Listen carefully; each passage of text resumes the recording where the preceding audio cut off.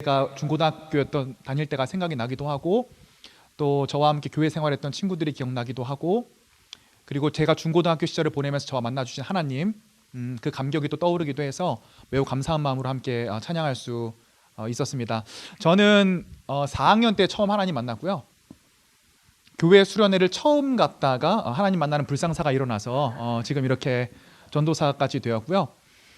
그 다음에 제가 고등학교 때 조금 방황을 했어요. 주먹도 좀 쓰고 좀 친구들 사이를 조정도 좀 하고, 이제 그런 생활을 하다가 이제 20살이 돼서 좀 내 마음대로 살아야겠다. 고3 수능 보고, 근데 이제 하나님을 만났기 때문에 제가 마음대로 제 멋대로 살기는 좀 찝찝하고, 이제 고3 끝날 때쯤에 이제 한 수능 보고 한 11월 말 12월 초쯤이었던 것 같아요. 하나님하고 우리 전문 용어로 인문학적인 용어로 소위 쇼부를 봐야겠다라고 생각이 들어서 매일 밤 교회에 가서, 정말 무슨 생각이었는지 모르겠어요. 지금 생각해도 하루에 3시간 정도씩 기도를 했어요. 지금도 그렇게 못하는데, 그 차가운 교회 이 맨 앞자리에 무릎을 꿇고 앉아서 주님 부르짖으면서 계시면 보여달라, 보여주시면 내가 주님 위해서 살고, 아니면 내가 내 마음대로 좀 살고 싶다라는 기도를 한 열흘 정도 하다가, 제가 그때 여러분들도 혹시 좀 성령 체험해 보신 분이 있을지 모르겠는데, 제가 그때 굉장히 좀 이상한 소리를 들으면서 동시에 환상이 열리면서 동시에 방언이 터지면서 제가 이제 빼도 박도 못하게 이제 하나님 살아계시구나, 하나님 위해 살아야겠구나 생각을 해서, 근데 그 이후에도 하나님 위해 살지는 못하고 약 10년 정도 철학과 신학에 대해서 공부하고 하나님을 좀 지적으로 인식하는 시간을 갖다가, 제가 29살 때 하나님께 마지막으로 항복하고 신학대학원을 갔고요. 그 다음에 그럼에도 불구하고 저 위에서 살다가 작년에 제가 좀 많이 아프면서 마지막으로 하나님 앞에 두 손 두 발을 다 들었습니다. 우리 잠깐 기도하고 말씀 보도록 하겠습니다. 사랑과 은혜가 많으신 아버지 하나님, 감사합니다. 오늘 이 시간에 우리가 주님을 만나는 시간 될 수 있도록 하여 주시고, 주님께서 우리의 인생을 돌보시고 인도하시는 시간 동안에 그 한 과정으로 귀히 사용될 수 있도록 아버지 하나님 우리와 함께 하여 주시고 우리를 도와주시옵소서. 살아계신 예수님의 이름으로 기도를 드립니다. 아멘. 오늘 본문 말씀으로 준비한 거 있어요. 로마서 3장 21절 22절. 혹시 PPT가 나올까요? 네, 감사합니다. 한 목소리로 크게 읽겠습니다. 시작. 이제는 율법 외에 하나님의 한 의가 나타났으니 율법과 선지자들에게 증거를 받은 것이라. 곧 예수 그리스도를 믿음으로 말미암아 모든 믿는 자에게 미치는 하나님의 의니 차별이 없느니라. 아멘. 제가 여러분 담당하시는 최곤진 전도사님이랑 뭐 친하지는 않고요. 굉장히 좋아하는 사이였어요. 어떻게 아느냐면, 제가 저희 교회에서 청년부 전도사를 맡고 있는데, 저희 교회 청년의 형이 우리 곤진 전도사님이세요. 그래서 이제 저랑 동갑이기도 하고 오면서 가면서 얼굴도 보고, 또 굉장히 좋아했던 게, 저도 아직 솔로인데 작년 이맘때까지만 해도 곤진 전도사님이 솔로셨어요. 예. 그래서 굉장히 동질감을 느끼는 사이가 되었는데, 그래서 영원히 쭉 함께 해주실 줄 알았는데, 갑자기 3개월 만에 만난 여자와 묘령의 연하의 미모의 여인과 함께 결혼한다는 얘기를 듣고 저를 배신하고 이제 떠났기 때문에 지금 별로 감정이 좋지는 않은데, 아무튼 여러분들 혹시 그 이 중에서 지금 연애하고 있으신 중고등학생이나 청년 혹시 있으신지 모르겠어요. 아무튼 다 하고 있는데 지금 손을 들긴 좀 그렇죠. 여기서도 다 이제 눈 맞고 있다 그런 거 다 알고 있어요. 다 알고 있는데, 여러분, 남자와 여자가 연애를 할 때 가장 많이 문제가 생기는 이유가 뭐냐면, 똑같은 한국어를 쓰지만 남자가 사용하는 언어와 여자가 사용하는 언어가 굉장히 많이 달라요. 예를 들면 이런 경우가 생겼다고 생각을 해볼게요. 여러분들이 이제 남자친구와 함께 요 앞에 이제 역에서 만나기로 했는데, 남자친구가 연락이 왔어요. 난 30분 정도 늦을 것 같아. 그래서 이제 우리 자매들은 스타벅스에 들어가서, 별다방에 들어가서 남자친구가 오기를 기다리죠. 30분 뒤에 남자친구가 도착을 해요. 그래서 이제 여자친구에게 이렇게 얘기를 하죠. 미안해. 오늘 너무 내가 일이 많아서 늦었어. 미안해. 라고 얘기를 하는데, 이제 여자분은 그때 이렇게 얘기를 하죠. 괜찮아. 괜찮아. 그러면 남자분들 착각하시면 안 되는 게, 여기 괜찮아, 특히 여자 언어에는 괄호가 있다는 걸 항상 이제 기억을 하셔야 돼요. 여자분의 이 상황에서 괜찮아라는 건 어떤 의미가 있냐면은, 난 오빠를 만나기 위해 2시간 전부터 준비를 하기를 시작을 해서 샤워를 하고 머리를 감고 어떤 옷을 입을까 고민을 하다가 그 옷을 고르고 그 옷에 맞게 화장을 하고 오빠가 기다릴까 봐 30분 전에 나와서 미리 기다리고 있었는데 오빠가 30분을 늦는다고 해서 나는 요 앞에 별다방에 들어가서 혼자 앉아 있었어. 그런데 차를 시켜야 되나 말아야 되나 고민을 하다가 아무래도 오빠가 와야 데이트 코스가 정해질 것 같기 때문에 나는 여기 마치 실현당한 사람처럼 혼자 앉아 있었어. 그런데 오빠가 지금 30분 늦게 와서 나에게 미안하다고 얘기를 하는데 솔직히 나는 오빠를 사랑하니까 그거를 들어주긴 하겠지만 30% 정도는 지금 용서를 해주고 70%는 오늘 하는 걸 봐서 내가 마음을 다 용서를 할게라는 의미가 담겨져 있어요. 자, 두 번째 상황을 제가 드릴게요. 남자가 잘못했을 때 보통 남자가 여자분들에게 사과를 하잖아요. 보통 남자분들은 이래요. 이제 빨리 이 상황을 마무리하고 싶어가지고 그냥 미안해. 뭐 뭔지는 모르겠는데 본인이 미안하대. 미안해 이렇게 얘기를 해요. 그럼 여자분들 보통 이제 뭐라고 얘기를 해요? 그러기 전에 우선 괜찮아 이렇게 얘기를 하죠. 괜찮아 얘기를 하는 거에는 이제 어떤 의미가 담겨져 있냐면은 나는 지금 오빠가 나에게 미안하다고 한 얘기가 이 상황을 면하기 위해서 둘러댄 얘기로밖에 보이지 않아. 오빠가 지금 당장 나에게 무엇을 잘못했는지를 하나하나 사사건건 나에게 다 이야기를 해줬으면 좋겠어. 그런데 그 이야기를 들어도 나는 화가 지금 풀릴 것 같진 않아. 하지만 오빠가 지금 나에게 그걸 세세하게 얘기를 하지 않으면 나는 정말로 화가 많이 날 것 같아라는 의미가 난 괜찮아 혹은 뭐가 미안한데라는 거에 담겨 있는 거예요. 자, 마지막으로 여러분들의 남자친구가 오늘 바빠서 여러분들을 여자분들이 이제 오늘 몸이 좀 안 좋아. 그래서 남자친구에게 전화를 걸었어요. 그래서 오빠 오늘 내가 몸이 안 좋아서 못 만날 것 같아. 얘는 무슨 의미가 숨겨져 있을까요? 오빠 지금 내가 몸이 안 좋은 거는 사실이야. 하지만 여기서 오빠가 나를 버리고 친구를 만나러 간다든가 바로 예스가 나오면 나는 굉장히 화가 날 것 같아. 오빠는 한 2번 정도 나에게 더 나를 만나고 싶다고 푸시를 해줘서 내가 조금 소중한 존재라는 사실을 나에게 인식시켜줬으면 좋겠어 라는 말이 숨겨져 있어요. 정말 어렵죠. 남자분들 이런 게 여러분들이 이제 앞으로 가지셔야 되는 관계들이에요. 자, 그럼 반대로 남자에 대해서 한번 얘기를 해볼게요. 여자친구가 약속 시간에 30분 늦었어요. 남자친구가 이렇게 얘기를 하죠. 괜찮아. 여기에는 무슨 의미가 담겨 있을까요? 진짜 괜찮아. 자, 두 번째로는 여자친구가 잘못을 했어요. 그래서 남자에게 오빠 정말 미안해 라고 했을 때 이제 오빠가 괜찮아 이렇게 얘기를 하죠. 이 괜찮아에는 무슨 의미가 담겨 있을까요? 정말 괜찮아. 세 번째로 남자가 오늘 몸이 안 좋아서 여자친구에게 전화를 걸었어요. 나 오늘 몸이 아파서 못 만날 것 같아. 얘는 무슨 의미가 담겨 있을까요? 진짜 몸이 아파서 못 만나겠어. 자, 그러니까 남자가 여자를 생각할 때는 어떻게 생각을 하는 거예요? 본인처럼 단순하게 생각을 하는 거예요. 저 사람의 괜찮아의 의미는 그냥 괜찮다는 의미일 거야. 반대로 여자는 남자를 생각할 때 어떻게 생각하는 거예요? 그냥 단순하게 괜찮다라고 생각을 하면 되는데 복잡하게 생각을 하는 거야. 저 오빠가 저렇게 이야기한 이유는 뭘까? 이 상황에 담긴 심리는 뭘까? 남자는 그런 거 없어요. 남자는 그냥 단순해. 굉장히 뇌과학적으로 볼 때는 파충류랑 닮은 이제 족속이라고 하니까 우리 여자분들이 너무 스트레스 받지 말고 그냥 남자친구나 지금 여기 계신 배우자분들이 남편분들이 숨만 쉬는 걸로도 괜찮다. 이 사람은 숨만 쉬는 걸로도 나에게 고마운 존재다. 이렇게 생각을 하면 문제를 조금 줄일 수 있지 않을까 싶어요. 제가 굉장히 오랫동안 얘기를 했는데 결국 우리가 사람 간에 살아간다는 것은 관계의 문제이고 이 관계가 제대로 되기 위해선 뭐가 잘 돼야 된다? 소통이 잘 돼야 된다. 이 얘기를 하는 거예요. 자, 오늘 예배에 대해서 좀 부탁을 받았는데 예배에 대해서도 제대로 하려면 몇 시간을 해야 돼요. 그래서 오늘 예배에 대해서 어떤 맥락을 잡고 할까 생각을 하다가 그럼 하나님과 우리와의 관계에서는 어떠한 방식으로 소통이 유지되는가? 에 대해서 한번 얘기를 한번 해보려고 해요. 자, 여러분 하나님 이런 얘기 많이 들어보셨을 거예요. 하나님은 인격적이시다. 들어봤어요? 못 들어봤어요? 굉장히 많이 들어봤죠. 근데 여러분들 나는 교회를 다니면서 제일 답답했던 게 인격적이라는 말을 많이 하시는데 대체 인격적이라는 게 뭔지를 모르겠어. 물론 여러분들에게는 최곤진 전도사님이랑 굉장히 뛰어난 리더가 있기 때문에 다 알고 계시겠지만 제가 한 번 더 좀 설명을 드릴게요. 인격적이라는 것의 의미는 뭐냐면 그 대상이 일정한 종류의 성격과 개성을 가지고 있고 그 성격과 개성을 바탕으로 좋아하는 것과 싫어하는 것이 있다. 너무 어려워요, 여러분? 이 정도는 소화 가능하죠? 다시 한번 할게요. 인격적이라는 것은 어떠한 대상이 특정한 성격과 개성을 가지고 있고 그 특정한 개성을 바탕으로 호불호가 있으며 이 호불호를 바탕으로 인간이라는 존재와 교제하고 교류할 수 있다는 것을 인격적이라고 얘기를 해요. 자, 그럼 성경에서 등장하는 하나님은 인격적인 분이에요? 비인격적인 분이에요? 굉장히 인격적인 분이에요. 특별히 성경에서 얘기하는 하나님의 속성은 두 가지가 있는데 첫 번째가 공의고, 따라해 볼게요. 공의. 말이 조금 어려워. 근데 저는 솔직히 이런 말 안 썼으면 좋겠는데 앞으로 여러분들이 평생 교회 다니면서 들으실 얘기이기 때문에 앞으로 좀 익숙해졌으면 좋겠어요. 첫 번째가 공이고 두 번째가, 따라할게요, 사랑.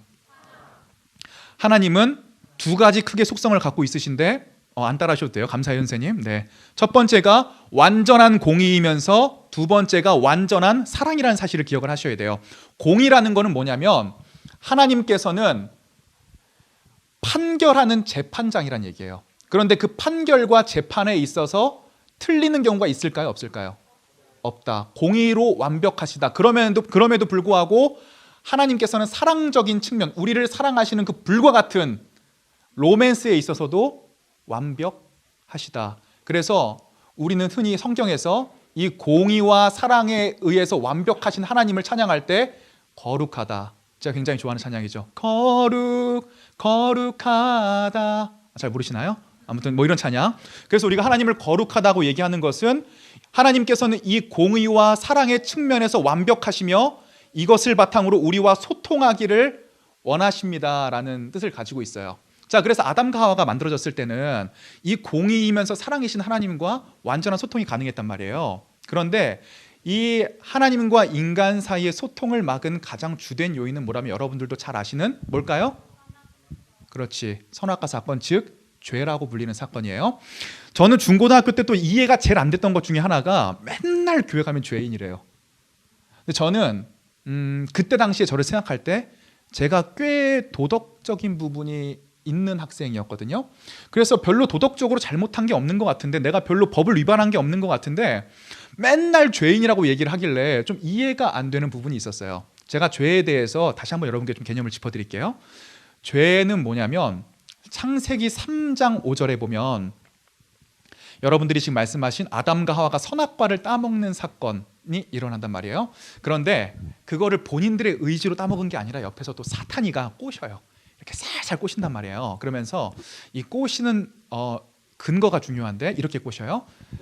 이 열매를 먹으면 눈이 밝아져 누구처럼 된다? 하나님처럼 될 것이다.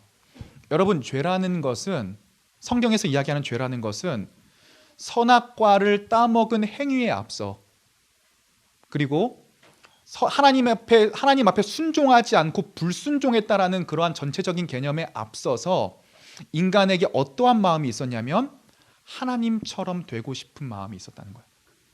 이게 성경에서 이야기하는 죄예요. 오늘 제가 여기 이제 우리 구독자분들이 제 차에다가 이름을 붙여줬어요. 종리스카라고. 종리스카 끌고 오는데 토요일에 길이 많이 막히잖아요. 길이 막히면 사람이 갱팍해져. 설교하기 전에 그러면 안 되는데 이렇게 좀 여유로우면 이렇게 양보를 해줄 수 있는데, 제가 이제 오랫동안 고속도로 톨게이트에서 나가려고 기다리다가 제 앞에 이제 차가 끼어드는 거예요. 제가 양보했을까요? 아니면 안 했을까요? 안 했어요. 바로 제가 삑 눌렀습니다. 제가 왜 삑 눌렀는지 아세요? 나는 이렇게 기다렸는데 네가 뭔데 내 앞에 끼어들어? 네가 뭔데 내 앞에 끼어들어? 여러분, 하나님이 되고 싶은 마음이 굉장히 큰 게 아니에요. 제가 지금 이때 품었던 마음이 내가 하나님처럼 되고 싶은 마음이에요. 왜냐하면 구약에서 이야기하는 하나님의 속성은 성부 하나님인데, 성부, 성자, 성령이 있잖아요. 성부 하나님인데 이 성부 하나님이 하시는 일은 과거에서부터 미래 종말까지 거슬러서 창조하고 다스리는, 통치하시는 일을 하세요. 이거를 가리켜서 하나님을 우리는 왕이다라고 이야기합니다. 자, 하나님은 누구시라고요? 성부 하나님의 성격은 뭐라고요? 왕이다. 왕은 다스리고 통치한다는 말이에요. 그러면 하와가 하나님처럼 되고 싶었다는 것은 내가 내 마음대로 다스리고 통치할래. 적게는, 능력이 없는 사람은 내가 내 인생을 디자인하고 다스리고 통치할 수 있다라고 생각을 하고, 능력이 많은 사람은 다른 사람과 이 사회를 내가 통치할 수 있을 거라고, 내가 마음대로 주무를 수 있을 거라고 생각하는 것을 하나님처럼 되고 싶은 마음, 즉 원죄라고 성경에서는 얘기를 해요. 자, 이와 같은 방식으로 오늘 제가 고속도로 톨게이트에 나올 때를 보면은 그냥 양보해 주면 되잖아요. 근데 뭐가 있는 거예요? 나는 지금까지 기다렸는데 네가 뭔데 내 앞을 끼어들려고 해? 못 끼어들어. 내 앞은 나만이 갈 수 있어. 어떤 마음이 있는 거예요? 내가 하나님처럼 내가 내 마음대로 내 인생을 통치할 수, 이 고속도로에서 나를 방해할 수 없다. 아무도 나를 방해할 수 없다 라고 생각하는 죄성의 마음이 제 안에 이미 뿌리 깊게 숨겨져 있던 겁니다. 그래서 여러분들이 신앙생활하기 가장 어려운 이유는 뭐냐면은 사실은 드러나는 죄들보다 우리 마음 깊숙한 곳에 새겨진 내가 하나님처럼 되고 싶어하는 마음 때문에 저와 여러분들이 죄인이라고 불리는 거예요. 자, 그런데 이와 같은 개념에서 생각을 하면 저와 여러분들은 모두 다 죄인이죠. 근데 제가 성경을 좋아하는 이유는 뭐냐면은 여기서 끝나는 것이 아니라 놀라운 반전이 일어나요. 3장 21절 다시 한번 좀 보여주실 수 있을까요? 함께 읽겠습니다. 시작. 이제는 율법 외에 하나님의 한 의가 나타났으니 율법과 선지자들에게 증거를 받은 것이라. 저는 로마서에서 3장 21절 제일 좋아하는데, 왜냐하면 뻔한 게임은 재미가 없잖아요. 야구 좋아하세요? 야구도 제일 재밌는 경기는 어떤 경기예요? 9회 말 투아웃 역전 홈런을 기대하는 게 제일 재밌는 거잖아요. 저는 이 3장 21절 읽을 때마다 9회 말 역전 홈런 같은 생각이 들어요. 다시 한번 제가 읽어드릴게요. 이제는 율법 외에 하나님의 한 의가 나타났으니 율법과 선지자들에게 증거를 받은 것이라. 22절까지 제가 읽어드리겠습니다. 곧 예수 그리스도를 믿는 믿음으로 말미암아 모든 믿는 자에게 미치는 하나님의 의인이 차별이 없느니라. 자, 어떤 일이 일어난 거냐면 이런 일이 일어난 거예요. 저와 여러분들은 다 인생 살다가 죽잖아요. 그렇죠? 제가 또 하나님 만난 얘기를 잠깐만 할게요. 제가 군대를 갔다가 이제 여기 청년분들 계세요? 남자 청년들? 곧 군대 가실 분들 계세요? 네. 갔다 오셨나요? 우리 인도하신 분? 분필자시구나. 네. 제가 이제 군대를 갔다가 마라톤을 시작을 했어요. 제가 23살 때. 제가 운동을 워낙 좋아해가지고 제가 10km를 한 38분 정도에 뛰었어요. 그리고 20km는 한 1시간 37분 정도 뭐 최고 기록이었던 것 같고 42.195는 못 뛰어봤어요. 이제 준비하고 있었는데, 그리고 또 이제 그걸 준비하면서 철인 3종 경기를 좀 준비를 하고 있었어요.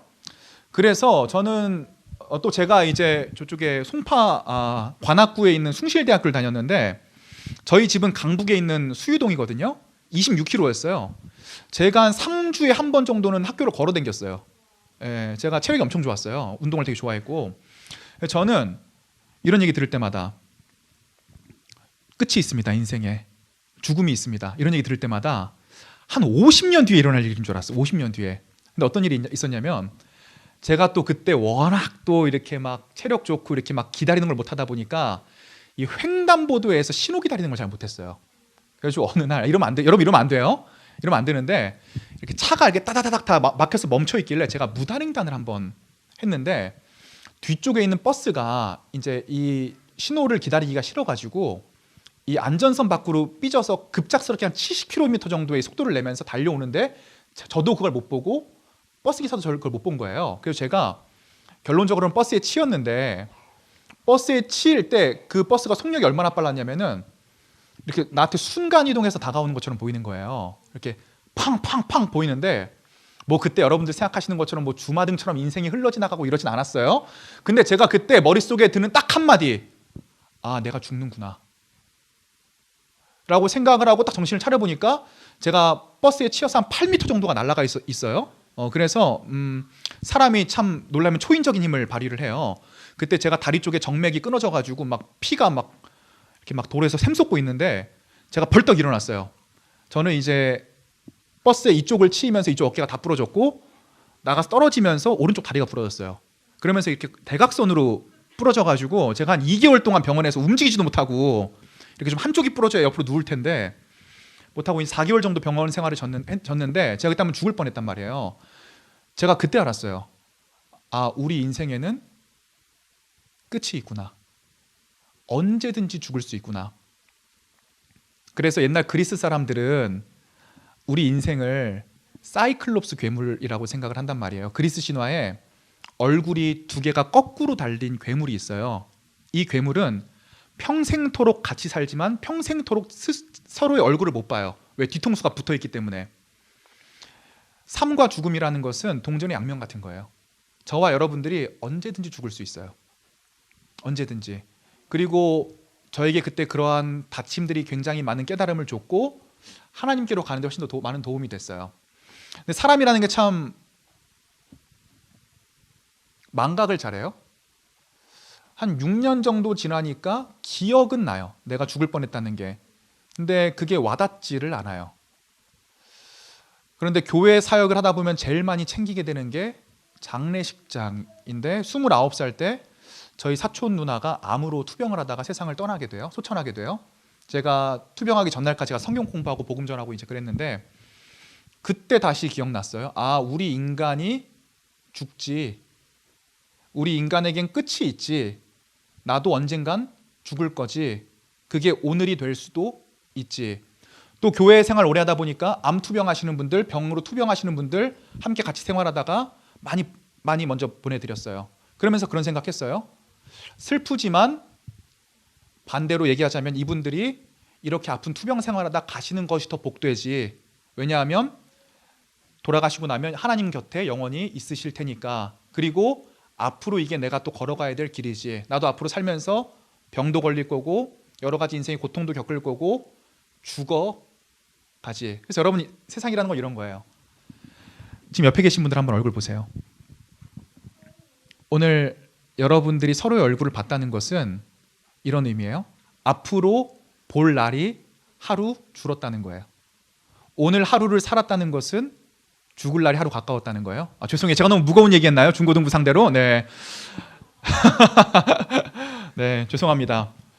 자, 아무튼 성경에서 이야기하는 것은 우리 인생의 끝이 분명히 있고 이 인생의 끝은 죽음이라는 것은 하나님과의 관계의 단절로부터 온다. 그리고 이 단절을 위하여서 우리를 위하여 십자가에 대신 못 박히신 분이 있다. 그분이 바로 누구죠? 예수 그리스도예요. 자, 아까 하나님이 인격적이고 하나님에게 두 가지 성격이 있다고 제가 말씀드렸죠. 기억나요? 첫 번째 어떤 성격이 있었죠?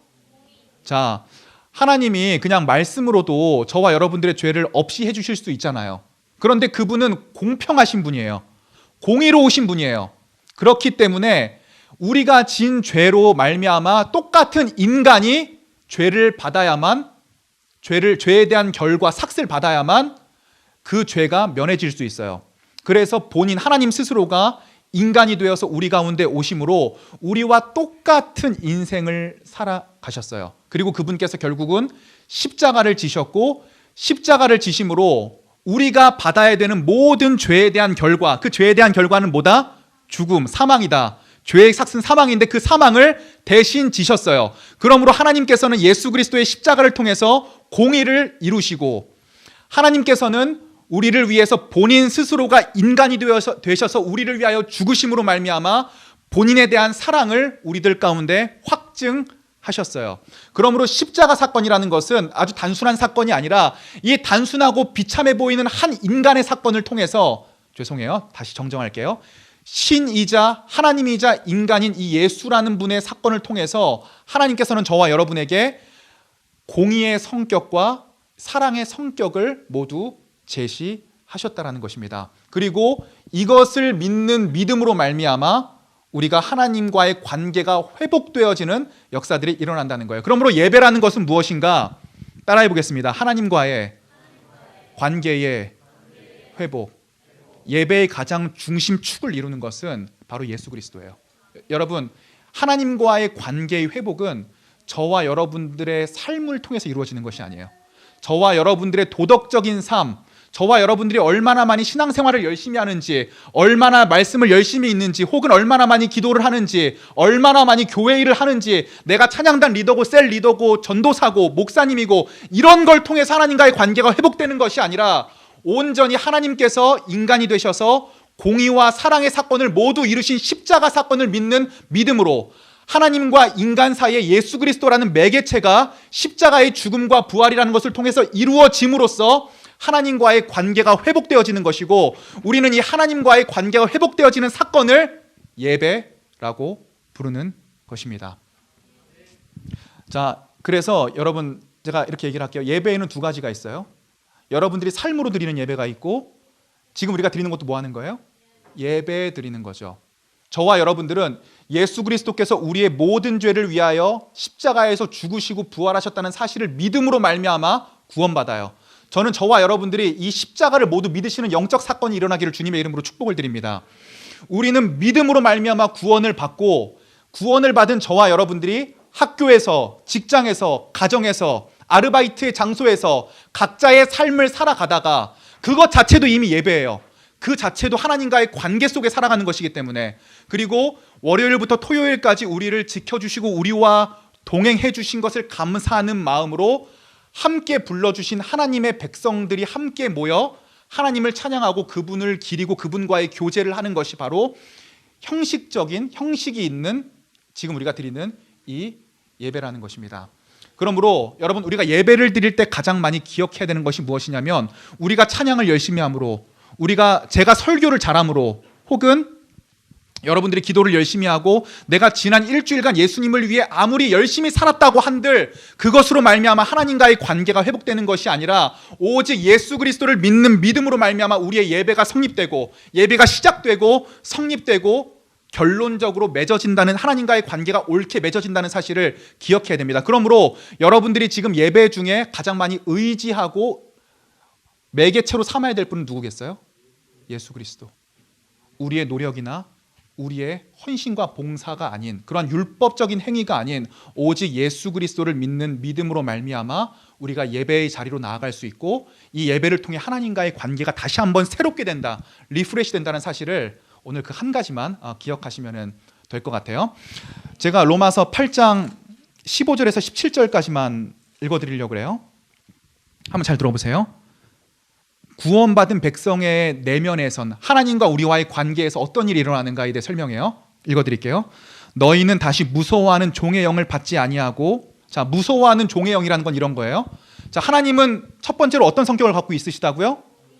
공이면은 우리가 죄진 거에 대해서 심판해야 돼요, 안 해야 돼요?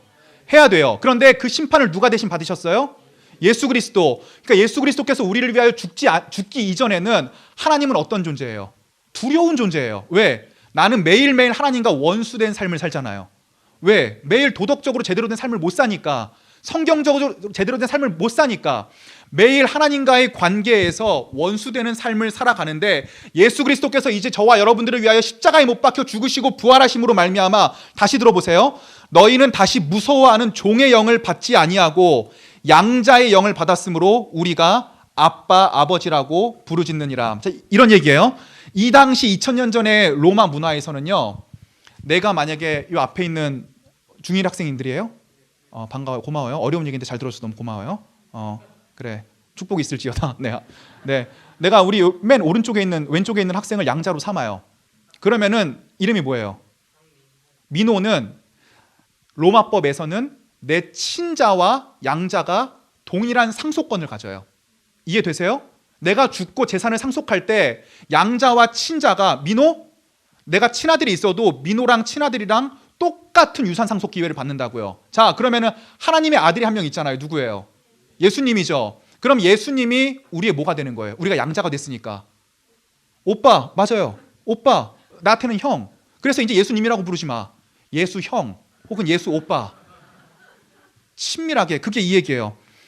양자의 영을 받았으므로 우리가 아빠, 아버지라고 부르지는, 놀라운 사건이에요. 이게 놀라운 사건이에요. 여러분, 기도할 때 이렇게 기도하세요. 너무 하나님을 멀게 생각하지 말고, 하나님은 우리와 뭘 맺고 싶어 하시는 분, 관계를 맺고 싶어 하시는 분. 왜? 인격적이시니까. 그런데 누구를 통해서 우리와 관계가 새롭게 됐어요? 예수 그리스도를 통해서. 원래는 하나님과 우리가 원수였는데 어떤 관계가 됐어요? 양자 관계. 자, 그러니까 여러분, 오빠나 형 있는 사람 한번 손 들어보세요. 왜 오빠 있어? 아니야. 그래. 자, 여러분 보세요. 만약에 오빠나 형이 엄청 부자인데 내가 좀 어려워요. 그럼 내가 오빠한테 가서, 형한테 가서 좀 얘기할 수 있는 거 아니에요? 형, 돈도 많이 나 좀 도와줘. 형 있는 게 돈밖에 없잖아. 여러분, 예수님 부자예요? 가난한 분이에요? 예수님께 얘기할 수 있는 거 아니에요? 형, 나 힘들고 어려워. 형이 좀 도와줘. 다시 한번 읽어드릴게요.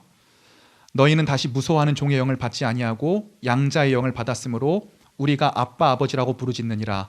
성령이 친히 우리의 영과 더불어 우리가 하나님의 자녀인 것을 증언하시나니. 17절에 아까 제가 얘기한 말씀이 나와요. 자녀이면 또한 상속자, 곧 하나님의 상속자요, 그리스도와 함께한 상속자니 우리가 그와 함께 영광을 받기 위하여 고난도 함께 받아야 할 것이니라. 아멘. 세광교회 중고등부 청년부 여러분들, 제가 본진전서만 들으니까 기도 엄청 열심히 한다고, 별로 재밌게 하실 필요 없다고, 굉장히 잘 흡수하니까 이론적으로 많이 하시라고 이런 얘기를 듣고 왔거든요. 너무 감사해요. 중고등학생 때가 제 생각에는 신앙생활의 피크예요. 왜냐하면 청년 되면 벌써 대학 간다고 하나님이랑 관계 맺기가 쉽지 않고요. 군대 가면 또 군대 간 대로 멀어지고, 전역하면 또 취업해야 돼서 멀어지고, 또 결혼하면 더 멀어져요. 솔직히 말해서 결혼하고 배우자한테 집중하고 자녀한테 집중하다 보면 더 멀어지고. 제가 무슨 말씀을 드리는 거냐면, 세상 속에서 신앙생활을 하는 게 쉽다 어렵다?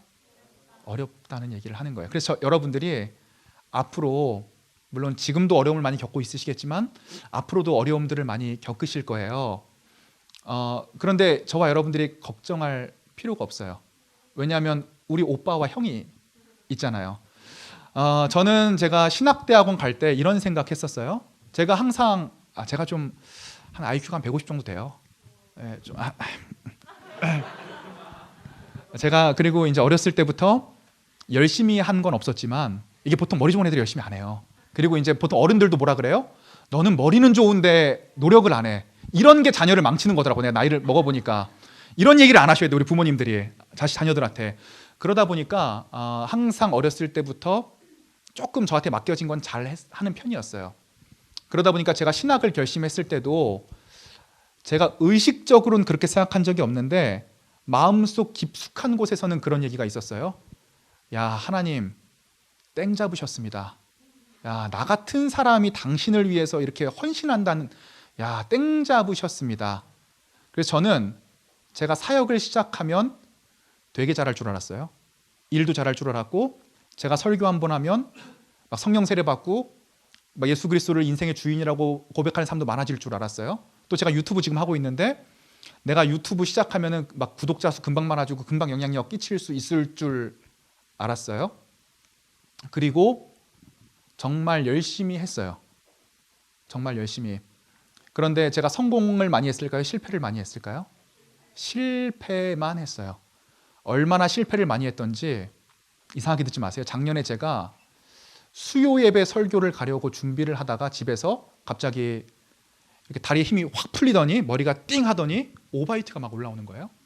그래서 제가 한 30분 정도로 오바이트를 하다가 화장실에 쓰러져 잠들었어요. 제가 사역 시작한 지 5년 만에 처음으로 수요 예배 설교를 말도 없이 펑크를 냈어요. 목사님이 저희 집으로 찾아오셨어요. 한 번도 이런 일이 없었거든요. 제가 자취하고 있었는데 제 집에 초인종 누르는 소리에 제가 깼어요. 화장실에 누워있다가. 제가 얼마나 사역하면서 마음고생이 많았는지 그때 그날 이후로 공황장애랑 탈장이 같이 왔어요. 공황장애랑 탈장이. 공황장애라는 걸 알게 되면서 이런 생각이 들었어요. 나는 내가 지금까지 마음만 먹으면 다 잘할 수 있을 줄 알았는데, 죄송해요, 좀 이런 얘기 쓰기 그렇지만 비속어지만 제가 솔직한 제 심정을, 첫 번째로는 내가 쓰레기 같은 놈이구나. 겨우 이 정도 어려움 하나 뚫고 나갈 수 없는 굉장히 무능한 놈이었구나, 이런 생각을 했어요. 두 번째로는 다행히도 제가 예수님을 만났고 신학을 했기 때문에 복음이 무엇인지 알고 있었어요. 처음으로 그런 생각을 했어요. 이런 쓰레기 같은 나를 위해서 예수님이 죽으셨구나. 그래서 제가 신학을 하고 사역을 시작한 지 4년, 5년 만인 작년에 마지막으로 회심을 했어요. 이제 한 번 더 회심하고 하나님한테 헌신할 거예요. 제가 결혼하는 순간에 나 결혼하면 진짜 어떻게 살지 모르겠는데, 아무튼 하나님, 내가 지금까지는 좀 자유분방하게 살고 결혼하면 이제 마지막으로 주님을 위해 살겠습니다. 한 번 더 이제 고비를, 여러분 재밌으시라고 드린 얘기예요. 네, 남겨놓고 있어요. 네. 제가 그 두 가지 생각을 했어요. 내가 아무것도 아닌 존재였구나. 두 번째로는 이런 아무것도 아닌 존재인 나를 위해 예수 그리스도께서 죽으셨던 거구나. 그때 이후로 복음을 완전히 내면화하게 됐어요. 저와 여러분들이 인생이 많이 어려울 거예요. 그런데 걱정할 필요 없어요. 우리가 무익하다는 사실을 알면 알수록, 우리 인생이 쓸모없는 존재라는 사실을 알면 알수록 약할 때 강함 되시는 주님께서 저와 여러분과 함께 하시고 여러분들의 내면의 정체성이 예수 그리스도로 뒤바뀌어지는 역사들이 일어날 거예요. 유튜브 하다 보니까 구독자 수, 조회수 신경 안 쓸 수 없어요. 그리고 그 구독자 수, 조회수 신경 쓸 때마다 물론 여러분들은 제 채널을 이제 와주셔서 매일 시청해 주시길 바라고 제가 1일 1영상 하고 있거든요. 구독과 알람 설정 꼭 부탁드리고 항상 댓글, 그 다음에 주일 밤 10시에 실시간 스트리밍 하고 있으니까 참석해 주셔서 신앙 상담 같은 거 해주시면 제가 잘 답변을 해드릴게요. 여러분들 약속해 주실 수 있죠? 약속해줘. 네, 죄송해요. 네. 자, 그런 시청률에 대해서 신경 안 쓸 수가 없어요. 그리고 그 시청률 때문에 스트레스 받고 병나고 알아 누운 적도 많아요. 그런데 그때마다 제가 이런 생각을 하게 돼요. 야, 예수님 위해서 하겠다고 유튜브 시작했는데 내가 조회수, 구독자 수에 이렇게 병나는 거 보니까 예수님 핑계로 나 위해서 시작했구나. 그럼 그럴 때마다 제가 하는 작업은 이거예요. 내 정체성이 예수님이 아니라 세속적인 명예와 명성에 놓여 있구나. 그럼 세속적인 명예와 명성을 계속적으로 누구로 대체시켜 나가는 거예요? 예수님. 여러분들이 어려움을 겪을 때마다 여러분들은 내가 무엇이 부족하고 내 안에 어떠한 우상이 있는지를 알게 되실 거예요. 그리고 그때마다 저와 여러분들이 하는 것은 낭망하고 넘어지는 것이 아니라 나를 위해 십자가에서 죽으신 예수님으로 나의 삶을, 나의 내면과 정체성을 대체해 나가는 작업들을 하게 될 것이고 여러분들의 힘으로 잘 안 될 거예요. 그런데 그럴 때마다 여러분 안에 계신 성령님께서 여러분들을 생각하여 탄식함으로 눈물을 흘리시고 기도하심으로 저와 여러분들의 삶을 인도해 주실 것이라고 믿습니다. 자, 우리 예수 그리스도, 우리의 형이고 오빠, 그리고 우리의 친아빠가 되신 아바 아버지께 이 찬양 부르면서 좀 함께 기도했으면 좋겠어요. 아바 아버지, 우리 함께 찬양하도록 하겠습니다.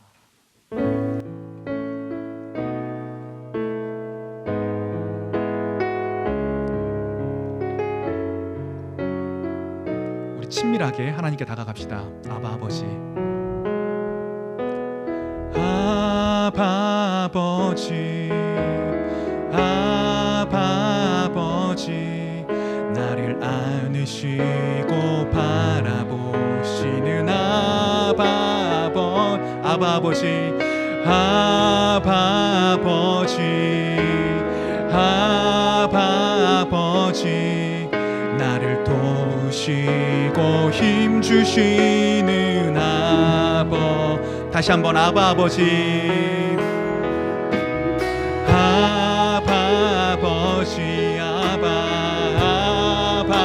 아버지, 나를 안으시고 바라보시는 아바 아버지, 아바 아버지, 아바 아버지, 나를 도우시고 힘주시는 아버지. 주는 내 마음을 고치시고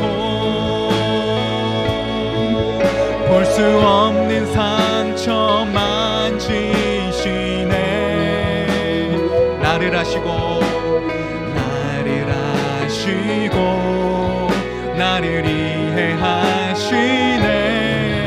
내 영혼 새롭게 세우. 다시 한번 아바 아버지,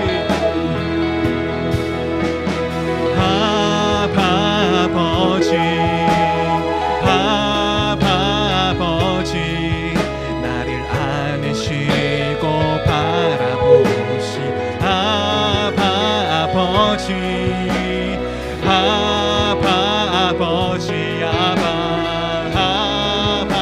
아버지, 나를 도우시고 힘주시는 아버지. 주는 내 마음을 고치시고, 주는 내 마음을 고치시고 볼 수 없는 상처 만지시네.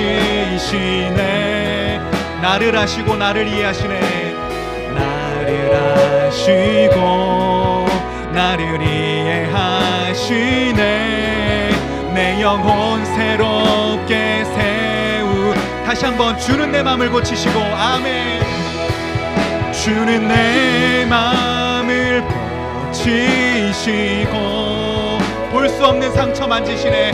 볼 수 없는 상처 만지시네. 나를 하시고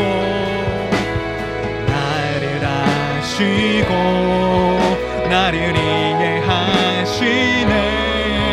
내 영혼 새롭게 세우. 다시 한번 주는 내 마음을 고치시고 주는 내 마음을 고치시고 볼 수 없는 상처 만지시네. 나를 하시고 나를 이해하시네. 내 영혼 새롭게 새. 마지막으로 고백합시다. 주는 내 마음을 고치시고 아멘. 주는 내 마음을 고치시고 볼 수 없는 상처 만지. 나를 누구보다 잘 아시는 주님,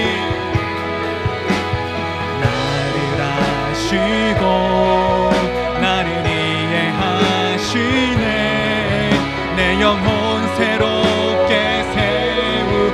우리가 이 시간 함께 기도함으로 나아갑시다. 아버지 하나님, 우리가 예수 그리스도로 말미암아 예배가 회복되어지는 놀라운 역사가 있기를 원합니다. 하나님, 세광교회 중고등부와 청년부 가운데 주님과 예배가 회복되는 놀라운 역사가 예수 그리스도로 말미암아 일어나는 일들이 일어날 수 있도록 해달라고 우리가 다같이 예배를 위하여 함께 기도함으로 나아갑시다. 기도하겠습니다. 사랑과 은혜가 많으신 아버지 하나님, 아버지 하나님, 이 시간 가운데 우리가 기도함으로 나아가기를 원합니다. 하나님, 우리가 이 시간에 예수 그리스도의 피로 말미암아 기도하며 나아가기를 간절히 바라고 원하오니 하나님, 예수 그리스도를 만나기를 원하는 중고등부, 청년부 학생들 가운데 주님, 나를 만나주셨던 것 같은 놀라운 역사가 일어나게 하여 주시옵고, 아버지 하나님, 우리 가운데 역사하시는 주님의 놀라운 일들이 일어날 수 있도록 아버지 하나님 역사하여 주시고 함께하여 주시옵소서. 주여,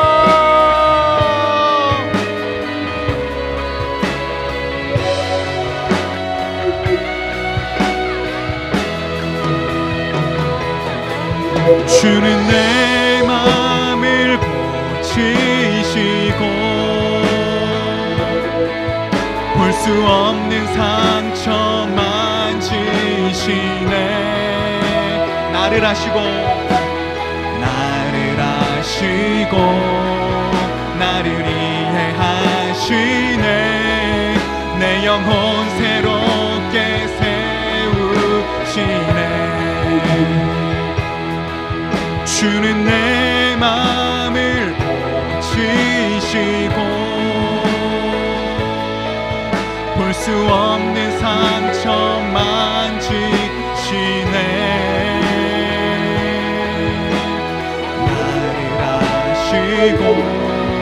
나를 이해하시네. 내 영혼 새롭게 새. 우리 상처 있는 학생들 함께 하나님 앞에 기도함으로 나아갑시다. 하나님과의 관계의 회복으로 우리의 마음에 있는 상처와 트라우마들이 극복되어지는 놀라운 역사가 일어나기를 원합니다. 이 시간에 예수 그리스도의 이름으로 명하노니 우리를 둘러싼 모든 악한 영들과 상처와 우울증, 트라우마가 예수 그리스도의 이름으로 떠나가기를 위하여서 기도합니다. 다같이 우리 주여 한 번 더 부르시고 기도함으로 나아갑시다. 주여,